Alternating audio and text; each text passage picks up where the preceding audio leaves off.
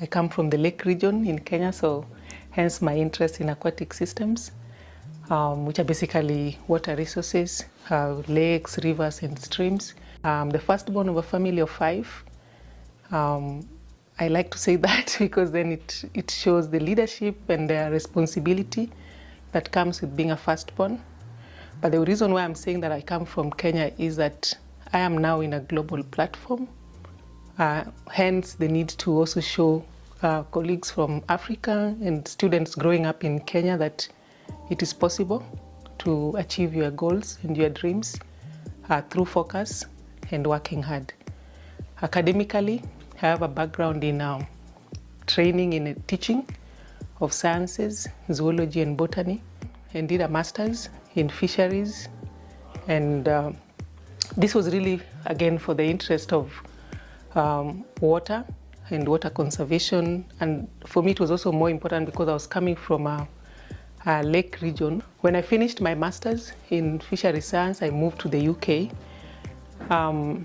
I would like to mention that why I moved to the UK was that when I was doing my master's in Kenya, I was facing challenges with the funding to pay because in Kenya we pay school fees for the masters.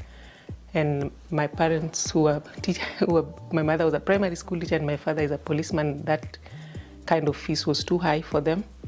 So I started looking out for opportunities to enable me continue with my education. Then I got the full scholarship under Erasmus Mundus, funded by the EU. And so I moved to the UK and did my second master's there in water and coastal management. And then when I went back to Kenya, because after I finished my master's, I felt I really need to go and give back to my country. When I came back, the government was opening up the higher education system in Kenya, so I managed to get a position at one of our universities, then it was known as SEUKO, Southeastern Kenya University now. And I started off as an assistant lecturer, which is the entry level into the university for someone with a master's. I worked at Southeastern Kenya University until 2014, when again I got a scholarship to go and do my PhD with the Erasmus Mundus again, under the EU funding, that is the European Union, and left this time for Spain. Through earning my PhD, I moved again back to Kenya, and I went back to the university I was working, the Southeastern Kenya University, and there I worked until I became the head of department at a very young age, I always say. But it offered me the chance to practice leadership and really to get the understanding of students, because students in Kenya face several challenges as much as they have so many opportunities. And so I got to stay in the position for 2 years as head of department and to get to lead people who are older than me, but really to learn what it is to be a female leader.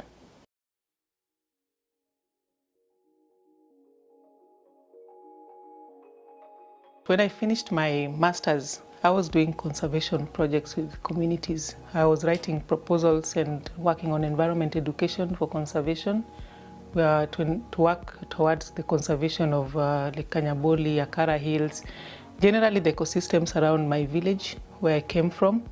And so those really built me. So when I saw the advert for the WIS Academy, as much as it was both academic, I liked the implementation side of things, of working with communities, because this is something I'd built independently growing up. And I studied ecosystems, which are basically what we are working with in terms of how they are threatened, how they are degrading. And we are working now at the WIS Academy on restoration of arid and semi-arid landscape. The study of terrestrial ecology was part of my bachelor's training. And we are looking at wetlands, Gambela wetland, which is one of our solutionscapes of focus. So for me, there's no disconnect. I only bring my wealth of knowledge into the different research areas that we are working in. But also, I want to say that the contribution is not only stopping at academic, it also looks at things like collaborations, because to work in the regions where we work scientifically, there's a lot of challenge about collaborations between institutions in the Western world, what we call Global North and Global South. And for me, it's very key that we enhance those collaborations. Hence, the reason why I championed for the collaboration between the University of Nairobi and the Visa Academy. Because remember, I left my country to go and study abroad. Is it possible that somebody who cannot live can also study locally? Can we also build the capacity of researchers locally without having to travel? Because not everyone, I say, can live. I had the opportunity to live, but what if the opportunities can also be available in terms of what we are doing at the Visa Academy through our collaboration with partners and enhancing those capacities within the institutions?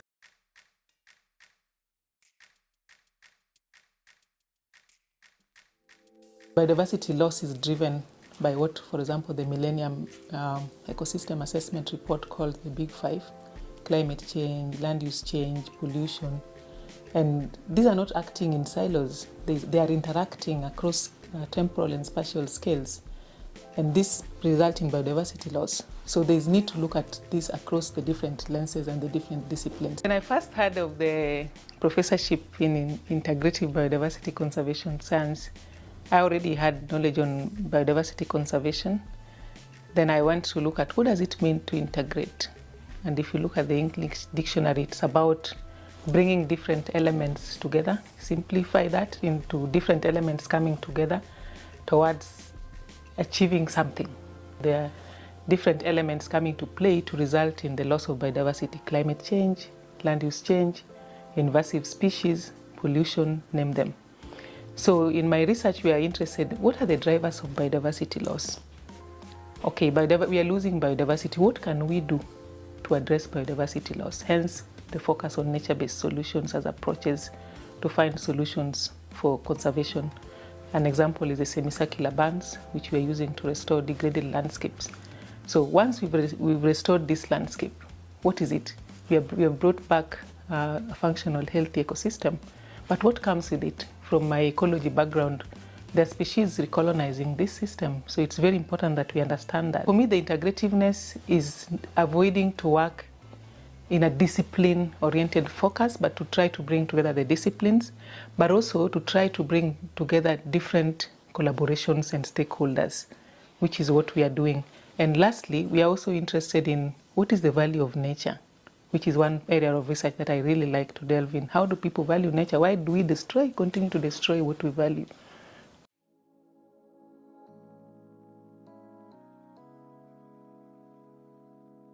I work with a team. I have a team of 4, 2 postdocs and 2 PhDs who are working very hard to contribute to the mission and vision of the Visa Academy. One of the main things we did was when we visited the arid and semi-arid landscapes. And don't forget, I come from Kenya, so I know the challenges of arid and semi-arid landscapes. So that's already lived experience that I bring into this position. So what the questions we asked ourselves in my team: what do we do with a bare land? People need water, people need pasture. So the first contribution was to think around the designing of how we want to restore a degraded landscape. Because without it, then it's just bare land that has nothing. So through partners, there was the restoration that happened together with the regional hub office in Kenya, and then the bands were dug. But once the bands were dug, remember we had a bare land which had basically soil, exposed. So now we've introduced grass. So grass in itself is an ecosystem, is a grassland system. So the grass is growing. With the grass, then it attracts other organisms. There could be insects feeding on because the grass flowers at some stage of their growth. So insects come to feed on the flowers. We have, in the area where we are working, we have wildlife. We have zebras, we have elephants. All these come to graze. Are they coming because we've grown grass? It's good for us as a research question to know what is the frequency of the visit. Is it a transit corridor, or it's a place that they really now seen that there's availability of food, because availability of food is important for wildlife. And then with the grass also, there are other species that, like grasses or trees or shrubs that grow. So in my team then we, together with the National Museums of Kenya, we designed a project to monitor biodiversity. So we did seasonal monitoring in the rain and in the dry season to understand which species, in terms of the different categories, insects, birds, bats, are coming to this particular restored system. So in short, what we've done is develop a system understanding through our solution scripts. For now, with this information, we are moving to the next phase. Of course, we are also moving to the next strategy of the VIS Academy.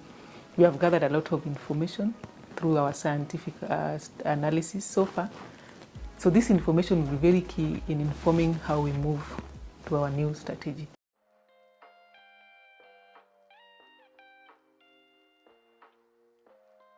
One of the interdisciplinary projects or research that I've been involved in at the VIS Academy is the one on water scarcity in Kenya. We are working together with a professor in climate scenarios, together with his team members and also my team members, and in integrative biodiversity conservation science, and also with our colleagues in the regional hubs. And some of the examples are like what we are doing with the grassland restoration, bringing back nature to what it was before through restoration activities. A case example is where we are working in the Gambela wetland. So do we look at water from people having problems of access because there's drought, there's limited rainfall? Or do we also move to check, okay, what are the water sources, which are basically the aquatic systems in that area? What is their situation? Where are their sources? You know, rivers come from somewhere. What is the challenge there? So we tried to think through how do we package and address the issue of water scarcity in this arid and semi-arid landscape. Could restoration enhance groundwater seepage and ensure that we also again have access to groundwater? Does this groundwater then recharge the fresh, the running water systems like the river and the wetland? So we asked ourselves so many questions.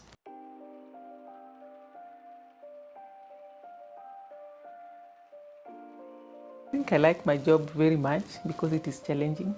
You know, it doesn't allow me, because I'm a person who does not believe in just the business as usual kind of stuff. I believe in challenges, and that's why I also moved from my country to come here. So I like to explore and to really ask myself, what can I contribute to this world? I also like that we're working across different teams within the same building, where we have communication, we have policy, we have professors from different research teams. We have colleagues with very many skills, not only academic, but also personal skills, you know, like ski trainers, for example, imagine.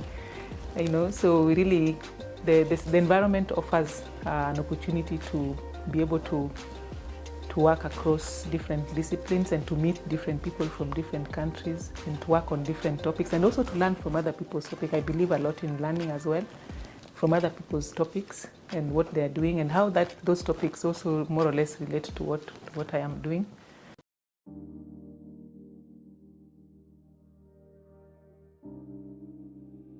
We need to build hope. There's a lot of problems depending on where you come from in this world, and those are things we cannot ignore. So for me, it's really about building hope and working, and this starts from the nurturing of people through training in the schools where we work, in the communities where we work. And also for me, one of the things about being in academia is that you are able to meet and interact with young people who are aspiring to do something in their societies. And so at this moment, there's already a lot of knowledge that we can already start to impart, and we are charged with a huge responsibility to do that. And so also I see that weaving very much with my work, because it involves a lot of working and engaging. Engagement is a key part of what we do at the VIS Academy. And so I translate that engagement also to teaching. I would like to be an example of somebody coming from the global south and working in a university in Europe, not because of the prestige of working in a university in Europe, but to be able to tell the story for somebody else who is aspiring that one day I want to be, to be able to contribute to global discussions and debates, which is most people's dreams.